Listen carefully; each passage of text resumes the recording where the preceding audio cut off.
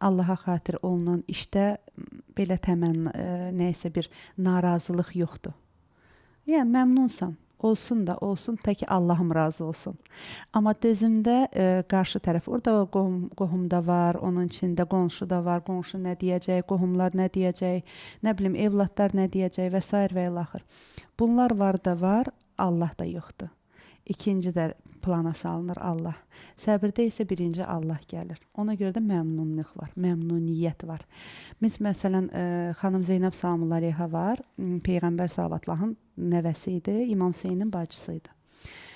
O yəni dəhşətli bir səhnədir. Kərbəla vaqiəsini bilənlər bilir və o səhnənin qarşısında böyük bir səbir nümayiş elətdirir.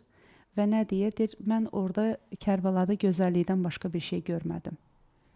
Yəni səbrinin hansı bir həddidir ki, Allahı gördü də başqa bir şey görmədi. O qədər qardaşı gözünün qabağında şəhid oldu, evladları, qardaşının balaları və əhli əyalları.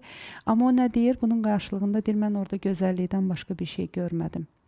Çünki gələn, onların canını alan gələnləri belə görə bilirdi.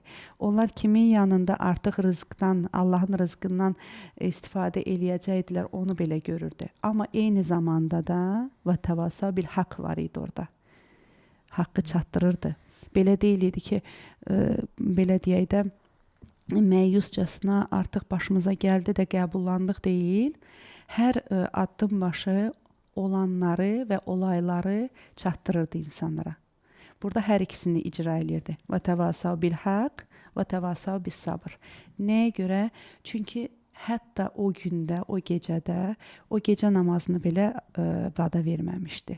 Oturan halda da olsa ki, taqəti artıq yox idi ibadətlərdə. Qardaşı İmam Hüseyin o qədər arxain idi ki, o heç bir şey onu namazdan saxlamayacaq. Ona şəhadət məqamına gedəndə bircə şey xahiş edir. Ondan deyir ki, gecə namazlarında məni unutma. Çünki arxain idi ki, əmənu və amilus salihatdır. Sadəcə dildə demək deyil. Bizim problemimiz, ümumiyyətlə biz insanların, yəni öz payıma deyirəm, bizim problemimiz bundadır ki, biz öz naqisliklərimizi İslamın donu altında gizlətməyə çalışırıq. Belə deyək də, namazım da var, orucum da var, amma nə bilim, alınmır nəsə. Ola bilməz alınmasın. Nəyisə diz eləməmisən ki, alınmır. Əgər hamısı yolunda olsa, biləsən ki, alınacaq. Hətta o böyük itkilər bahasına da olsa. Sən orada gözəlliyi görəcəksən. Sadəcə olaraq gözü açıq baxmaq lazımdır. Belə deyirlər, bəsirət gözü ilə. Bəsirət gözü ilə baxanda, hətta ən belə deyək də, keçiləsi olmayan bir halda sənin üçün rahat olur.